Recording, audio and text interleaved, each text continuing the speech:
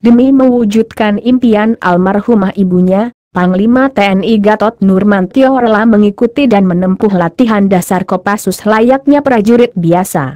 Gatot lahir di Tegal, Jawa Tengah, pada 13 Maret 1960. Tapi sejatinya ayahnya berasal dari Solo dan ibunya dari Cilacap. Gatot dibesarkan dari keluarga yang berlatar militer pejuang sangat kental. Ayah Gatot bernama Suwantio, seorang pejuang kemerdekaan yang pernah menjadi tentara pelajar. Di masa Perang Kemerdekaan ayahnya bertugas di bawah Komando Jenderal Gatot Subroto. Dari nama tokoh militer karismatik itulah, ayahnya kemudian memberi nama anaknya Gatot. Ayah Gatot pensiun dengan pangkat terakhir Letnan Kolonel Infanteri dan tugas terakhir sebagai Kepala Kesehatan Jasmani di Kodam 13 Merdeka, Sulawesi Utara. Sedangkan ibunda Gatot, anak seorang kepala Pertamina di Cilacap, memiliki 3 orang kakak kandung yang mengabdi sebagai prajurit TNI AT, TNI AL dan TNI AU. Karena anak tentara, sejak kecil Gatot hidup berpindah-pindah. Setelah dari Tegal, ia pindah ke Cimahi, Jawa Barat, hingga kelas 1 sekolah dasar. Setelah itu ia pindah Cilacap sampai kelas 2 SMP. Lalu ia pindah ke Solo hingga tamat SMA. Sebenarnya Gatot ingin menjadi arsitek. Makanya ia mendaftar ke Universitas Gadjah Mada, UGM. Tapi mengetahui anaknya mau masuk UGM, ibundanya berpesan, ayahmu hanya seorang pensiunan. Kalau kamu masuk UGM, maka adik-adikmu bisa tidak sekolah. Mendengar hal tersebut, Gatot berubah haluan. Diam-diam dia berangkat ke Semarang, mendaftar akabri melalui Kodam Diponegoro. Sekembalinya dari Semarang, ia memberitahu ibunya bahwa ia sudah mendaftar ke akabri. Ibunya langsung mengizinkan dengan pesan, jika kamu menjadi tentara, kamu harus menjadi anggota RPKAD. Menurut Gatot, ibunya terobsesi anaknya menjadi anggota RPKAD karena rumah orang tua ibunya dekat dengan markas RPKAD di Cilacap. Setelah lulus akabri 1982, Gatot berusaha masuk menjadi anggota Kopassus, nama baru RPKAD.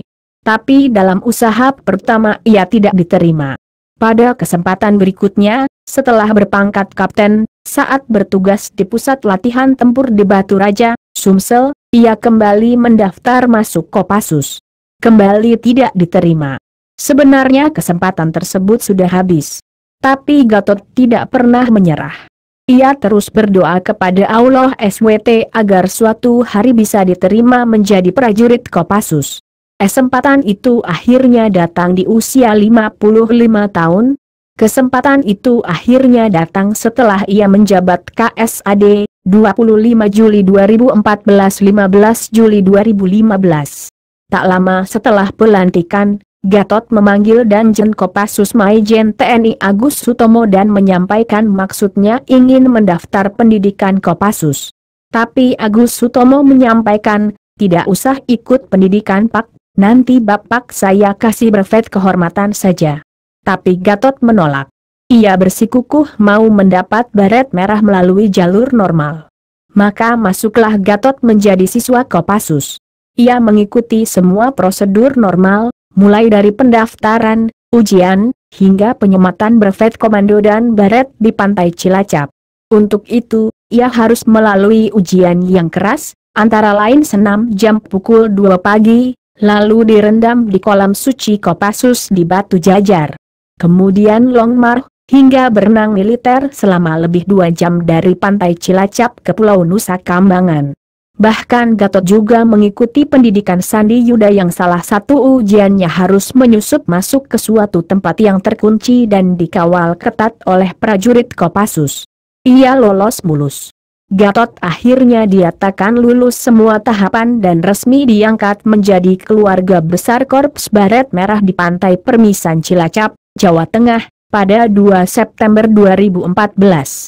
Tidak seperti brevet kehormatan Kopassus yang disematkan di dada sebelah kiri penerimanya, brevet pasukan komando tersebut disematkan di dada sebelah kanan Gatot, sebagai tanda ia menerimanya melalui prosedur selayaknya yang harus dilalui setiap prajurit Kopassus.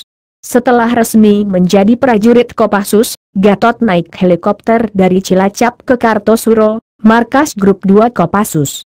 Masih berbaret merah, pakai loreng, darah mengalir, masih pakai hitam-hitam samaran dan masih bau lumpur, ia langsung menuju makam kedua orang tuanya di Solo. Di depan makam kedua orang tuanya itu ia memberi hormat dan menyampaikan, "Ibu saya sudah menunaikan tugas," dan itu terjadi saat Gatot berusia 55 tahun.